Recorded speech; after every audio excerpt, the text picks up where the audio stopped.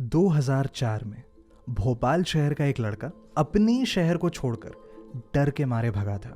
ध्यान देना, मैंने ये नहीं कहा कि एक स्टूडेंट को जॉब के चलते अपना शहर बदलना पड़ा। घर वालों को, दोस्तों को, अपनों को पीछे छोड़कर भगा था। शायद इसलिए कि तब अगर वो नहीं भगता तो कुछ समय बाद उसके अपने ही दूर भग जाते, या फिर शायद इसलिए कि जो भी कुछ उसके साथ उसकी पर्सनल लाइफ में हो रहा था वो उसका हल्का सा भी साया उन पर नहीं पड़ने देना चाहता था। लेकिन ऐसा क्या हुआ था? एंड मोर इम्पॉर्टेंटली, क्या उसको वहां से बाहर निकालने का कोई तरीका नहीं था? क्या कोई इंसान नहीं था जो उसकी मदद कर सके? भोपाल शहर के शेखर की कहानी सुनोगे? हेलो जी, मेरा नाम है Justin Joseph and you are listening to the 15th कहानी ऑफ स्टोरीज। हमारी आज की कहानी का नाम शोभरात्रि द कर्स चैप्टर 1। लेकिन इस कहानी को यानी शोभरात्रि द कर्स को शुरू करने से पहले अगर आपने इस कहानी का पहला पार्ट यानी शोभरात्रि द मिथ का चैप्टर 1 to 5 नहीं सुना है तो पहले प्लीज़ जाके उसे सुनिएगा, बिकॉज ये उसके आगे का कंटिन्यूएशन है। एंड एक पर्सनल चीज़ देखो, अगर कहानी सुनते टाइम सुनने के बाद फॉलो करने का दिल नहीं कर रहा ना, मेरी प्रोफाइल को मत करना, जाने देना, लेकिन आप प्लीज़ कहानी सुनना, मुझे पर्सनली बहुत अच्छा लगेगा। तो हाँ, बस ये बताना था। और अगर अब आप आगे बढ़ रहे हो तो मैं मान के चल रहा हूँ कि आपने पहले का सब कुछ सुन लिया। तो हमारी गाड़ी 2004 में पहुँचे, उससे पहले 2002 में क्या हुआ इसको समझते हैं। तो हमारे शेखर भाई साहब सडनली 5 दिन का गायब हो जाना। अब उनके जो दोस्त थे उनके पास, उसके पेरेंट्स के पास कई सारे सवाल थे और अब वो सवालों का पिटारा उसके सर पे गिरना शुरू हुआ। शेखर बस ये नहीं समझा पा रहा था कि क्या बोले वो किसी को, उसे खुद कुछ समझ में नहीं आ रहा। अब शेखर जो ये सारी बातें बोल रहा है, क्या ये एक्चुअली में एग्जिस्ट करती थी या फिर शेखर की इमेजिनेशन थी? इस तरह के सवाल आने लग गए। अब अपनी कहानी को सही प्रूफ करने का शेखर के पास एक ही तरीका था, ऑटो ड्राइवर ढूंढो, क्योंकि वो इकलौता था जो विटनेस था। कैसे नहीं पता, क्योंकि भोपाल शहर में ऑटो की जो गिनती थी उनको तो आप छोड़ी, तो कितने सारे हो रखे हैं। दूसरी प्रॉब्लम ये, रात को ऑटो पकड़ी थी। रात में किस ऑटो ड्राइवर का चेहरा तुम्हें बहुत अच्छे से याद होता है? वो भी ऑटो ड्राइवर तो आगे देख रहा होता, पीछे थोड़ी देख रहा। अब क्या करें? लेकिन 2 हफ्ते ढूंढने के बाद फाइनली कैसे तो करके उनको वो बंदा मिल गया। अब जब बंदा मिला तो उसने शेखर की कहानी को कंफर्म किया। ही सेड बिल्कुल सही बोल रहे हैं, हमने वो गाड़ी पकड़ी थी, वो दद्दा भी बैठे थे, सिल्किनी गांव। जब कहानी कंफर्म हुई तो तुरंत ये लोग पहुंचे उस गांव के एरिया की तरफ कि भैया ये गांव कहाँ है, वो दद्दा कौन थे, पहले तो ये निकालो। लेकिन जब वहां जाके पूछताछ करी तो लोगों का कहना था कि उन्होंने कभी इस गांव के बारे में कभी नहीं सुना, नेवर। अच्छा चलो ठीक है, 1-2 आदमियों ने नहीं सुना होगा उस गांव के बारे में, लेकिन जब 2 किलोमीटर के रेडियस में आप जिससे भी पूछ रहे हो कभी किसी ने उस गांव के बारे में नहीं सुना, इस तरह की बातें होने लगती हैं, तो फिर से दोस्तों का विश्वास थोड़ा पीछे हटने लगा। क्या वाकई में वो ऑटो ड्राइवर रियल था? कहीं ऐसा तो नहीं शेखर ने पैसे दिलाए जस्ट बिकॉज कि उसकी कहानी सही प्रूव हो जाए? अब इस तरह की जब दिमाग में चीज़ें आने लग गई तो उनमें से एक दोस्त ने बड़ी हिम्मत करके शेखर को एक एडवाइस दी कि भाई तू हो सके तो एक साइकोलॉजिस्ट को एक बार दिखा। अब देखो, शेखर इस बात पे बहुत चटका, क्योंकि 2002 में अगर कोई आपको बोल दे कि एक साइकोलॉजिस्ट को जा करके दिखा दो तो इनडायरेक्टली लोग आपको पागल कह रहे होते थे। अब शेखर को तो चलो फिर भी मना देते, अब उसके पेरेंट्स को क्या बोले? प्रॉब्लम है, क्योंकि कौन सा पेरेंट जो है इस बात को सही तरीके से लेगा कि आप हमारे लड़कों को पागल बनाना चाहते हैं? नहीं। लेकिन कैसे भी करके कन्विंस करा करू के इसकी गाड़ी एक साइकोलॉजिस्ट के ऑफिस तक पहुंचाई गई। अब देखो, अगर ड्रग यूज हुआ है और ड्रग्स के बाद भाई अगली जिंदगी के 5 दिन कहाँ चले गए नहीं पता चल रहा है, ये बातें सुनी होती है। लेकिन अगर एक हेल्दी और स्टेबल माइंड इस तरह की बात करे तो from a psychologist point of view 2 disorders की तरफ इशारा होता है। सबसे पहला है MPD, which is multiple personality disorder, एक इंसान के अंदर अलग अलग किरदारों का होना, या फिर स्किज़ोफ्रेनिया, जिसके चांसेस ज़्यादा लग रहे थे। एक ऐसी बीमारी जहाँ पे आपको ऐसा लगता है कि कोई आपसे बातें कर रहा है, आपको ऐसा लगता है कि कोई सिचुएशन एग्जिस्ट कर रही है जो रियल लाइफ में कुछ भी नहीं होता। अब इस बात को सही या गलत साबित करने के लिए कुछ डायग्नोसिस किए गए जो कुछ महीनों तक चले। अब इसका जब रिजल्ट आया तो शेखर भाई साहब को एक कंप्लीटली क्लीन चिट मिली कि वो इन दोनों में से किसी बीमारी को सफ़र नहीं कर रहा है, एब्सोल्युटली नथिंग, और इस तरह का कोई किस्सा उसकी लाइफ में दोबारा से रिपीट नहीं हुआ। लेकिन अरे भाई छोड़ना, मतलब हुआ होगा यार कुछ, अब डॉक्टर्स ने तो क्लीन चिट दे दी है, तो bro just forget about it, move on. इस तरह की बातें ब्रेकअप पे या सर्दी जुकाम होता है तब करी जाती हैं, तब नहीं जब कोई इंसान अपनी ज़िंदगी के 5 दिन ही याद नहीं कर पा रहा हो। अब शेखर पे क्या बीत रही थी ये सिर्फ और सिर्फ उसी को पता था, और जब नॉर्मल तरीकों से आंसर नहीं आए तो शेखर का दिमाग ना चाहते हुए भी आउट ऑफ रियलिटी टाइप की चीज़ों पे चलने लगा। जैसे एग्जाम्पल के तौर पे जनाब कोई सी तो मूवी वूवी देख रहे थे और उस मूवी के दौरान एक कॉन्टेक्स्ट ऑफ कर्स उनके दिमाग में आया, हिंदी में कहें तो श्राप और ये सारी बातें। अब देखो यार, वो जो शोभना की कहानी थी, सिल्किनी गांव की कहानी थी, उसमें वो दिए का बड़ा इंपॉर्टेंस था, तो वो दिया उसके बैग में क्यों आया था? इस तरह के सवाल, क्या क्या किसी ने मेरे ऊपर कोई काला जादू किया, क्या किसी ने मेरे पे कोई श्राप कर दिया था? और मोर इम्पॉर्टेंटली दिया तो इन्होंने उठा करके फेंक दिया था जैसे ही इनको मिला था। तो उससे बातें बिगड़ी या ठीक थी इसी बीच में कुछ दिनों के बाद शेखर के साथ वही इंसिडेंस रिपीट हुआ, लेकिन इस बार वो 5 दिन के लिए गायब नहीं हुआ, इस बार वो सिर्फ 3 दिन के लिए गायब हुआ। लेकिन लास्ट टाइम उसको पता नहीं चला था कि कब गायब हुआ कब वापस आया, पर इस बार उसे फील हुआ।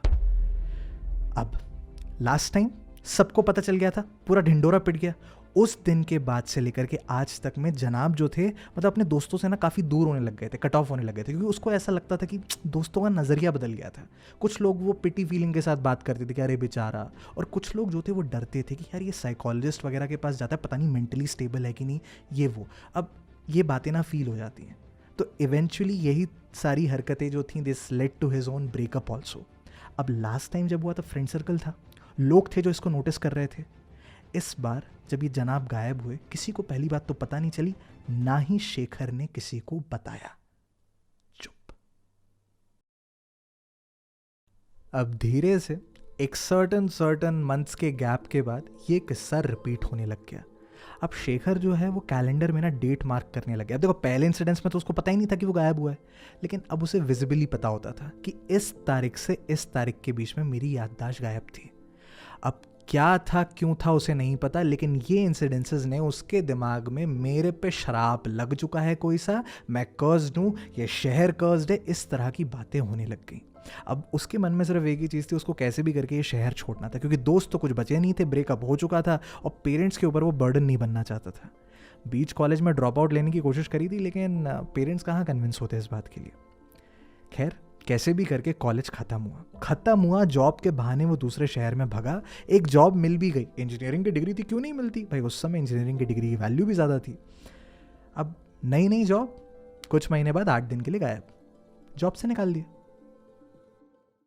कुछ टाइम के बाद एक और जॉब मिली, उस जॉब से भी सेम रीज़न के कारण निकाल दिया गया। जब दूसरी नौकरी गई तो शेखर को एक बात क्लियर कि बॉस अपने को एक ऐसी जॉब चाहिए जहाँ पे मेरा फिजिकली प्रेजेंट होना ज़रूरी ना हो, या फिर कोई ऐसी जॉब जहाँ पे 1-2 महीने का कोई प्रोजेक्ट मिल जाए, ताकि अगर बीच में अगर 5-10 दिन के लिए गायब भी हुए तो किसी को पता नहीं चलेगा, आपको तो प्रोजेक्ट से मतलब है, हमने करके दे दिया। अब मॉडर्न डे हम जो फ्रीलांसिंग वर्ड यूज़ करते हैं, ऐसे एक वर्ड होता है आउटसोर्सिंग करके। उस टाइम पे एक फॉरेन की कंपनी थी जिन्होंने एक ब्रांच खोला था उसके शहर में, और उनको वहाँ पर एक कैंडिडेट की ज़रूरत थी। अब इसकी इंग्लिश काफ़ी ठीक ठाक थी, तो और उसके ऊपर से जो डिग्री थी भाई इंजीनियरिंग वगैरह की लेके बैठा है, उस पोजीशन के लिए ये ओवर क्वालिफाइड था, तुरंत के तुरंत जॉब मिल गई। अब जब ये वाली जॉब मिली तो ये इसके लिए परफेक्ट थी, इसकी कंडीशन के लिए परफेक्ट थी। बिना कोई चू चपड़ किए अपनी जिंदगी के अगले 10 साल इसने उस कंपनी में काम किया, और वहां इसकी मुलाकात हुई प्रियंका से। अब शेखर ने जो ये 10 साल इस कंपनी में काम किया, वो 10 के 9th ईयर पे इनकी मुलाकात हुई प्रियंका विश्वास से। अब उम्र में ये लड़की 4 साल छोटी थी, लेकिन इसकी मैनेजर की पोजीशन पे आई थी, न्यूली रिक्रूटेड थी भाई, उसका नेचर काफ़ी अच्छा था, हम्बल सा था, लेकिन प्रियंका के लिए शेखर काफ़ी स्पेशल था। अब देखो यहाँ पे प्यार मोहब्बत इश्क की बात नहीं हो रही है, बाकी सब लोग जो उसके नीचे काम करते थे, अब भाई वो काम करते थे क्योंकि हम काम करेंगे उसके बदले पैसे मिलेंगे, ठीक है। शेखर ऐसे काम करता था जैसे उसकी ज़िंदगी डिपेंडेंट हो इस जॉब पे। अब प्रियंका को थोड़ी पता कि शेखर के लिए ये जॉब कितनी ज़्यादा इंपॉर्टेंट थी। एनी हाउ ऐसे चलते चलते अब टीम, ये इनके जो मैक्सिमम लोग काम करते थे वो लोग सब ऐसे घर पे बैठ के काम करते थे, वर्क फ्रॉम होम वाला कल्चर था। तो टीम बॉन्डिंग को बढ़ाने के लिए एक फिजिकल मीट रखवाया गया, और इस फिजिकल मीट के दौरान पहली बार शेखर और प्रियंका एक दूसरे से मिले। अब इस पार्टी में एक बड़ी इंटरेस्टिंग सी बात हुई। शेखर के लिए ये पार्टी एक बहुत नॉर्मल सी पार्टी थी, उसको आना था, हाय हेलो करना था, घर जाना था। वहीं पे प्रियंका बहुत एक्साइटेड थी। उसको अपने इस एम्प्लॉय से मिलना था जिसको अगर वो काम दे तो 24 घंटे से 48 आवर्स के अंदर निपटा देता है, वहीं पे किसी दूसरे को दो तो एक एक हफ्ता लगा देते हैं। उसको अपने इस फेवरेट एम्प्लॉय से मिलना था। अब जब फाइनली ये दोनों एक दूसरे के साथ मिले तो वो कहते हैं ना, ऑपोजिट्स अट्रैक्ट ईच अदर। देखो भाई, प्यार हो या दोस्ती, जहाँ पे ऑपोजिट नेचर के लोग मिल गए, एक तरफ ये लड़की एक्सट्रोवर्ट थी, दूसरी तरफ शेखर खुद में रहता था, एक क्लिक सा हुआ इनके बीच में। अब काम से रिलेटेड बात तो होती ही थी उस पार्टी के बाद, because obviously she was the team lead and everything, लेकिन उसके बाद कुछ पर्सनल बातें भी होने लगी, जस्ट नॉर्मल कैजुअल कॉन्वर्जेशंस, और इनके बीच में एक बॉन्ड बनने लगा। प्रियंका के लिए शेखर काफ़ी स्पेशल सा होने लगा। प्यार इश्क मोहब्बत की बात नहीं हो रही, यहाँ बात हो रही है एक बड़ी कंफर्टेबल से दोस्ती की, जहाँ पे वो चाहे अपने दिल की किसी भी बात को उमेड़ के बता देती। शेखर कभी जज नहीं करता, शेखर कभी भी एक उस जजी निगाहों से उसे नहीं देखता। This was very special for her. उसको लगता था ये कितना खूबसूरत इंसान है, लेकिन शेखर उसे कैसे बताए कि अगर मैंने तुझे अपनी ज़िंदगी के डार्क सीक्रेट्स बता दिए तो पूरा पत्ता ही पलट जाना है वहाँ पे। अब एनी हाउ इनके आपस की दोस्ती ज़रूर चल रही थी, लेकिन with time she was at a senior position, या फिर शायद कोई नया दोस्त मिल गया होगा, कोई बॉयफ्रेंड आ गया होगा लाइफ में, बट इनके आपस की जो बातें थी वो धीरे धीरे से कम होने लग गई। अब या तो कभी ये दोस्ती एक्चुअली में एग्जिस्ट करती थी, या फिर ये सब शेखर के मन का एक वहम था कि इनके आपस में कोई स्पेशल दोस्ती थी, दिस एंड दैट। लेकिन फिर एक पार्टी में ये दोनों के दोनों मिले, वही टीम की एक पार्टी थी। अब देखो भाई, अगर अगला इंसान अपनी ज़िंदगी में आगे बढ़ चुका है, नए दोस्त बना चुका है, आपको भाव नहीं दे रहा, ये सब समझ में आता है। शेखर ने अपनी ज़िंदगी में पहले भी दोस्त खोए थे तो उसके लिए इतना इंपॉर्टेंट नहीं था, लेकिन इस पार्टी में उसको पता नहीं कोई कैसी वाइब आई कि प्रियंका उसको डेलिबरेटली रूडली इग्नोर कर रही है। सबके सामने नहीं कर रही, लेकिन वो होती ना जब आंखें नज़रें मिलती हैं तो एक स्माइल कर देना, नहीं कुछ भी नहीं, एकदम रूड बिहेव। अरे यार ये क्या बात हुई। अब एक तरफ ये सही भी था कि उसको अपनी ज़िंदगी में वैसे भी किसी को ज़्यादा क्लोज लाना नहीं था, लेकिन शेखर को नहीं हुआ। वो जाके पूछा इस बात को कि मैं कोई काम आपने असाइन किया था जो मैंने किया आपको पसंद नहीं आया, या did I do something to offend you और समथिंग। नहीं ऐसा कुछ भी नहीं, ऐसे क्यों पूछ रहे हो। नहीं मुझे ऐसा लगा कि मतलब आप इग्नोर कर रहे हो करके। अच्छा तो आप ये इमोशन को जानते हैं कि अगर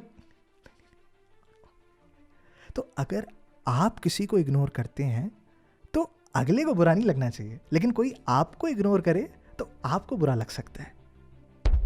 कौन सा इग्नोर। और तब यहाँ पे शेखर के दिमाग की बत्तियां जलना शुरू होती है। देखो प्रियंका का जो नेचर था वो कुछ महीने पहले से बिगड़ना शुरू हुआ था।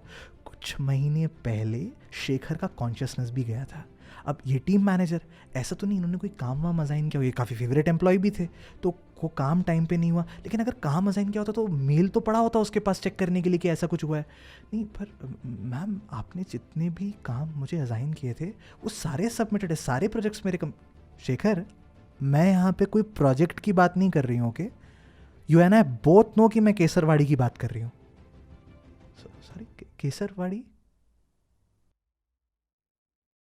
देखो शेखर, ज़्यादा बनने की ज़रूरत नहीं है, जो भी हो गया it's in the past, I don't care about it, let's have a professional relationship and just move on. एक सेकंड ये जो आप केसरवाड़ी वर्ड यूज़ कर रहे हो, आप इसको थोड़ा एक्सप्लेन कर सकते हो, मतलब क्या, can just fill me upon that. आपको केसरवाड़ी नहीं पता, ओके। केसरवाड़ी एक जगह का नाम है। इस मार्च हम लोग वो डॉक्यूमेंट्री शूट करने के लिए फॉरेन क्लाइंट्स के साथ वहाँ पे आए थे। वहाँ मुझे आपका खूबसूरत सा चेहरा दिखाई दिया और मैंने सबके सामने बोला था, कह रहे ये तो मेरा बहुत अच्छा दोस्त है, but you felt right to tell in front of everyone that you did not even know me। मुझे लगा लिटरली शेखर तुम प्रैंक कर रहे हो यार, but after some time you just left. Who does that, who is so rude यार। प्रियंका, मार्च 10 से 18 के बीच में तुमने मुझे देखा था, like I was there in front of you. मैं खड़ा था, मैं कुछ ओह शिट क्या, हाँ मतलब मुझे डेट नहीं पता, उससे क्या फ़र्क पड़ जाता है। बहुत बहुत फ़र्क पड़ता है। 10 साल 10 साल से शेखर ने इस दिन का इंतज़ार किया था कि कभी वो किसी जानने वाले उड़ते परिंदे से भी मिल ले जो उसको ये बताए कि जब ये अनकॉन्शियस होता था तो ये क्या करता था, किससे मिलता था, किससे क्या बात करता था। नॉर्मल तो नॉर्मल सही, अब नॉर्मल सही, पैरानॉर्मल सही, लेकिन जवाब कहीं से तो आना शुरू हो। कोई था जो जवाब दे सकता था, लेकिन सवाल ऐसे पूछने थे कि प्रियंका ऑकवर्ड फील ना करे और डरे ना उसका पास्ट सुन के। क्या शेखर प्रियंका को अपने पास्ट के बारे में बताएगा? क्या प्रियंका एक इत्तेफाक से ही शेखर की ज़िंदगी में आई है या फिर कहानी कुछ और है? इन सवालों के जवाब के साथ मैं कल या परसों तक आप लोगों के बीच में शोभरात्रि द कर्स चैप्टर 2 के साथ इंतज़ार कर रहा हूँगा। सवाल सिर्फ इतना सा है कि जब मैं वो कहानी सुनाने आऊँगा तो आप सुनने आएंगे?